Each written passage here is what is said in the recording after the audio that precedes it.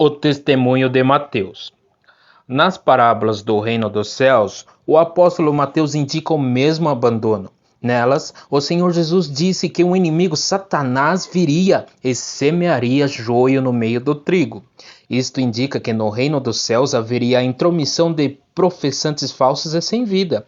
Como resultado disso, o reino teria uma mistura de crentes trigo e falsos professantes joio, os quais não seriam separados até o fim desta era. Mateus capítulo 13, versículo 24 ao 30 e capítulo 38 ao 41. Mateus registra que o Senhor Jesus ensinou às multidões que um vasto sistema cresceria a partir da simplicidade original do cristianismo e que no final não guardaria qualquer semelhança àquilo que era no princípio. Ele usou a figura de uma semente de mostarda, sendo plantada na terra e crescendo demais, até se tornar uma imensa árvore na qual as aves do céu viriam se aninhar. A grande árvore nos fala de domínio e poder. Ezequiel capítulo 31, versículo 3 ao 7. E Daniel capítulo 4, versículo 10 ao 11.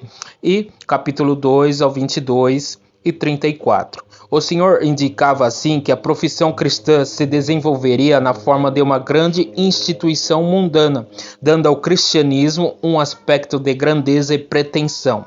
A profissão cristã acabou se transformando em um grande sistema de religião, política e negócios. Nela, os homens se esforçam para conseguir honra, grandeza e poder. As aves do céu nos falam de espíritos malignos. Apocalipse 18, versículo 2, que se apoderariam das mentes dos homens e os influenciariam para que ensinassem doutrinas errôneas. Timóteo capítulo 4, versículo 1.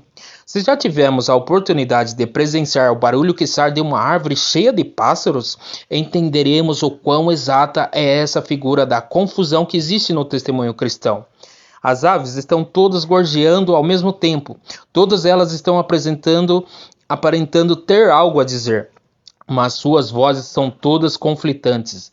É isso que ouvimos quando atentamos para os milhares de vozes das várias assim chamadas igrejas existentes na cristandade.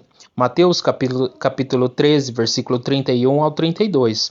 O Senhor Jesus continuou falando da mulher que introduziu o fermento em 3 medidas de farinha. Mateus capítulo 13, versículo 33. Isto nos fala de outro aspecto da ruína que se abateu sobre a profissão cristã. Se as aves na imensa árvore ilustram a grande profissão externa que iria se desenvolver, o fermento na massa nos fala da grande corrupção interna que acabaria permeando a cristandade.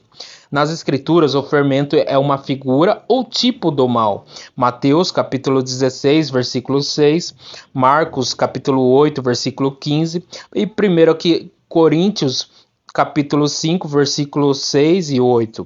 Gálatas, capítulo 5, versículo 7 ao 10. A massa é uma figura de Cristo, que é o pão da vida. É ele o alimento espiritual dos filhos de Deus.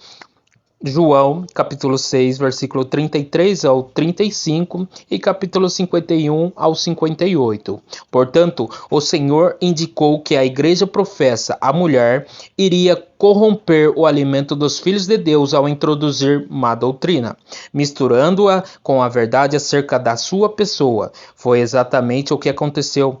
Na vasta profissão da cristandade, muitos ensinos errôneos e malignos têm sido associados à pessoa de Cristo. Sendo assim, estas 3 parábolas do Evangelho de Mateus indicam que haveria a introdução de pessoas malignas. Mateus capítulo 13, versículo 24 ao 30.